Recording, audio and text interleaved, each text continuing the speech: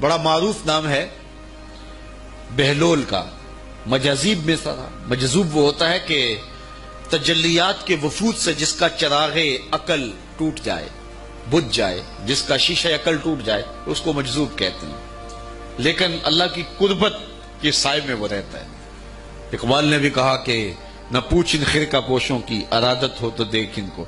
ید بیضا لیے بیٹھے ہیں اپنی آستینوں میں، تمنا درد دل کی ہو تو کر خدمت فقیروں کی. نہیں ملتا یہ گوہر بادشاہوں کے خزینوں میں.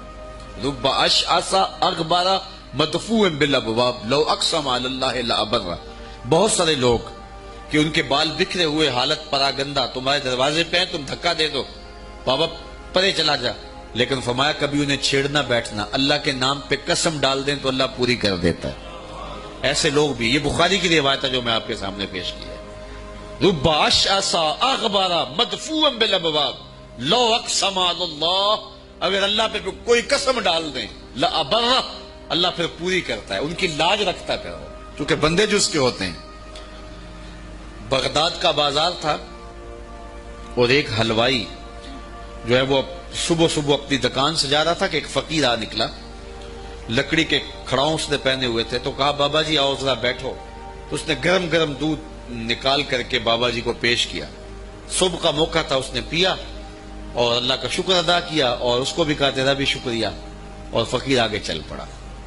بازار کا منظر تھا. آگے ایک فاحشہ عورت اپنے دوست کے ساتھ، اپنے یار کے ساتھ سیڑھیوں پر بیٹھ کے موسم کا لطف لے رہی تھی.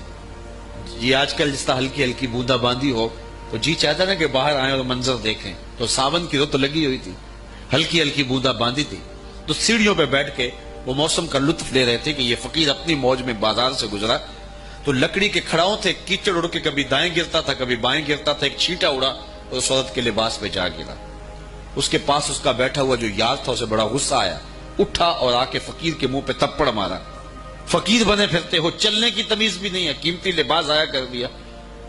فقیر نے آسمان کی طرف دیکھا اور ہنس کے کہا مالک تو بھی بڑا بے نیاز ہے، کہیں سے دودھ پلواتا ہے کہیں سے تھپڑ مرواتا ہے. حضرت داتا گنج بخش علی حجویری کشف الماجوب میں لکھتے ہیں فقیر اتنی دیر تک فقیر نہیں بنتا جب تک خدا کی رضا پہ راضی نہیں ہو جاتا. بلیا لوکی تینو کافر کافر آکھن تو آہو آہو آکھ. جب تک یہ کیفیت نہیں ہو جاتی فقیر فقیر نہیں بنتا. کہا مالک تیری بھی عجیب شان ہے، کہیں سے دودھ پلواتا ہے کہیں سے تھپڑ مرواتا ہے. یہ کہہ کے فقیر آگے چل پڑا. وہ عورت چھت پہ جانے لگی تو پاؤں پھسلا سیڑھی سے تو سر کے بل گری. چوٹ کوئی ایسی آئی کہ موقع پہ فوت ہو گئی. شور مچ گیا کہ فقیر نے کوئی بد دعا دی تھی آسمان کی طرف منہ کر کے تو یہ قیمتی جان چلی گئی. فقیر ابھی بازار کے دوسرے کونے تک نہیں پہنچنے پائے تھے کہ پکڑ لیے گئے. لوگوں نے کہا فقیر بنے پھرتے ہو، حوصلہ بھی نہیں رکھتے ہو، کیا ہوا میاں؟ کہا تم نے بد دعا دی اور عورت کی جان گئی. کہا بلّہ میں نے تو کوئی بد دعا دی تھی. کہا نہیں تیری بد دعا کا کیا دھرا ہے. لوگوں نے جو ہے وہ ضد کی کہ تو نے کوئی بد دعا دی تھی تب ایسا ہوا ہے. جب لوگوں نے ضد کی نا، اس نے کہا اگر سچی بات پوچھتے ہو نا تو میں نے بد دعا کوئی نہیں دی. یہ اصل میں یاروں یاروں کی لڑائی ہے.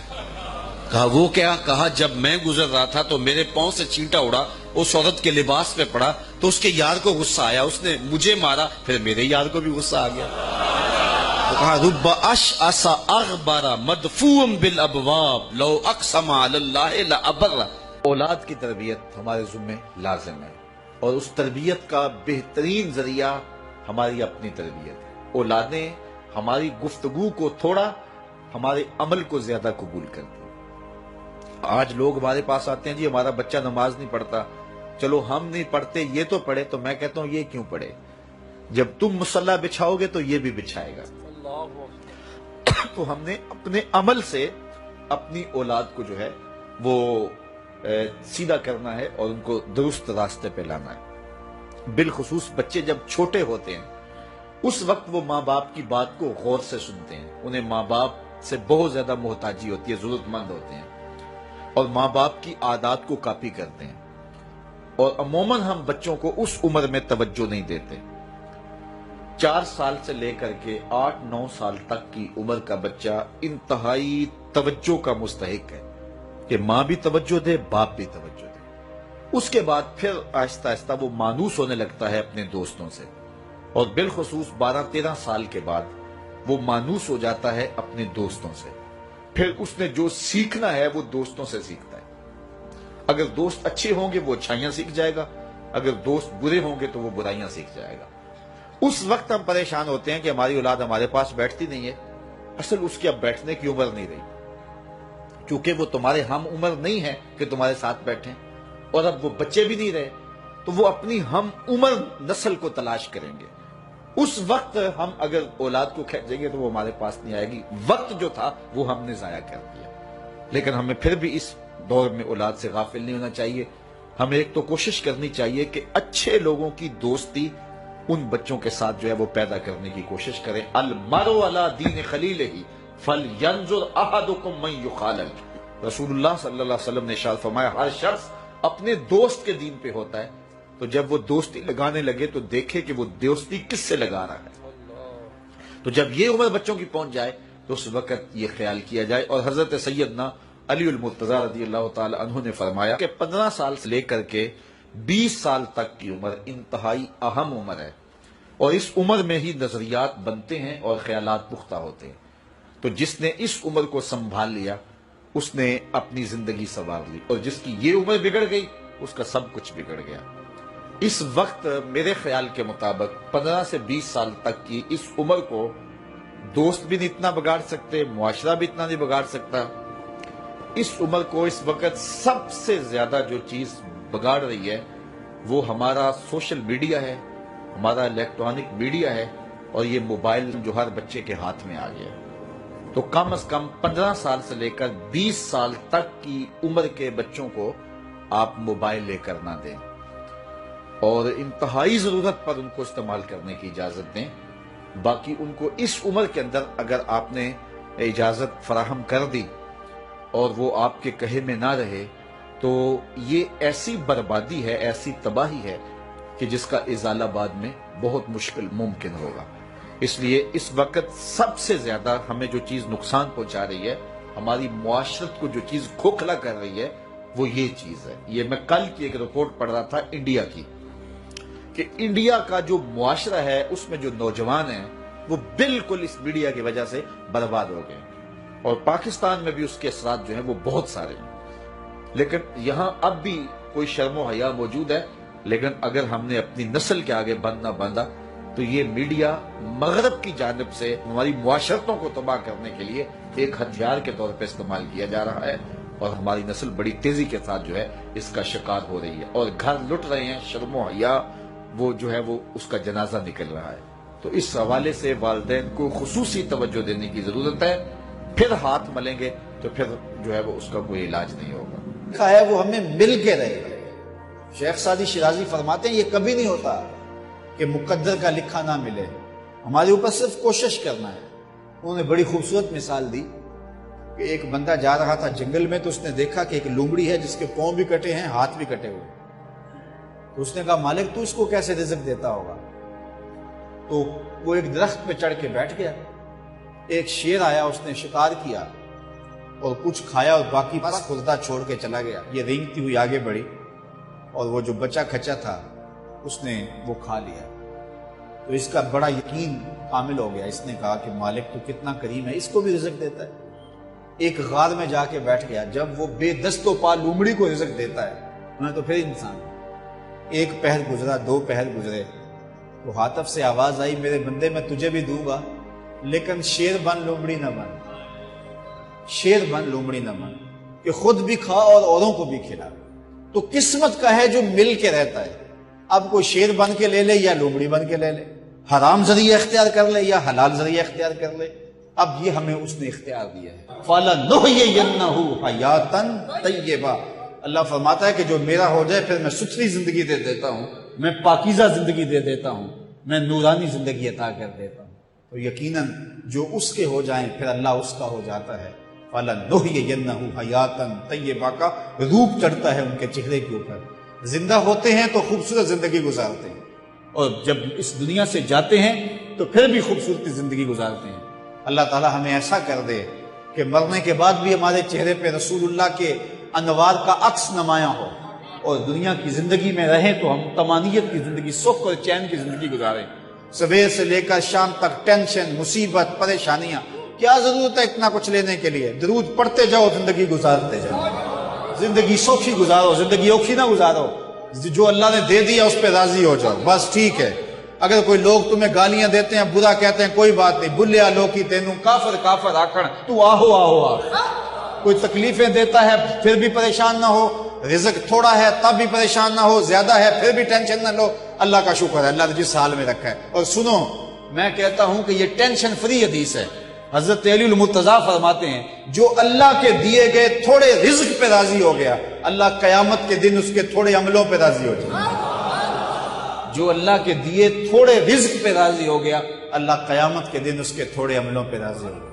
تو خوش نصیب ہیں وہ لوگ جو اپنی زندگی کو اللہ کی رضا میں گزارتے ہیں اور اپنی آخرت کو بھی اس کی رضا کے سائے میں لے جاتے ہیں۔ اللہ تعالیٰ مجھے آپ کو اپنی رحمتوں کے سائے میں رکھے، دنیا آخرت کی بہاریں نصیب فرمائے۔ آقا کریم علیہ السلام کی مجلس نور سجی ہے۔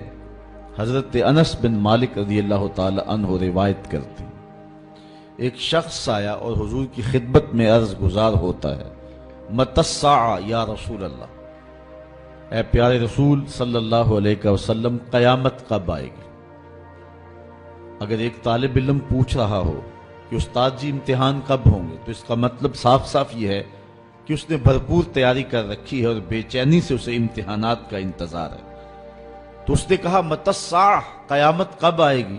تو حضور نے اس کو جو جواب دیا، فرمایا ما عادت لہا، قیامت کا پوچھ رہے ہو، اس کے لیے تیاری کیا کر رکھی؟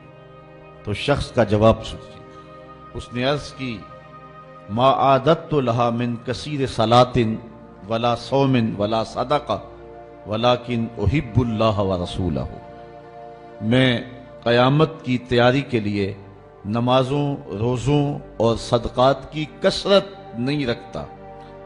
بعض ہمارے خطبہ جوش خطابت میں کہہ دیتے ہیں کہ اس نے کہا کہ یا رسول اللہ، نہ میں نمازیں پڑھی ہیں نہ میں روزے رکھے ہیں۔ یہ کیسے ہو سکتا ہے کہ ایک صحابی رسول ہو اور وہ نماز نہ پڑھتا ہو اور وہ روزے نہ رکھتا ہو؟ اس نے روزوں اور نمازوں کی کثرت کی نفی کی ہے۔ لفظ جو حدیث کے ہیں وہ یہ ہیں، اس نے کہا ما عادت لہا من کثیر صلاۃ ولا صوم ولا صدقہ، میرے پاس نمازوں اور روزوں اور صدقے کی کثرت نہیں ہے۔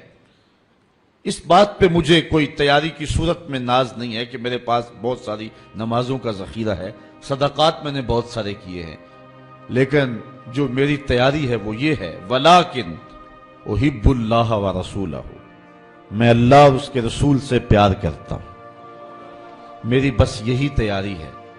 تو اس جواب پر حضور علیہ السلام نے جو ارشاد فرمایا وہ سننے کے قابل ہے۔ آقا کریم علیہ السلام نے ارشاد فرمایا انت مع من احببت، تو جس کے ساتھ محبت کرتا ہے اسی کے ساتھ ہوگا۔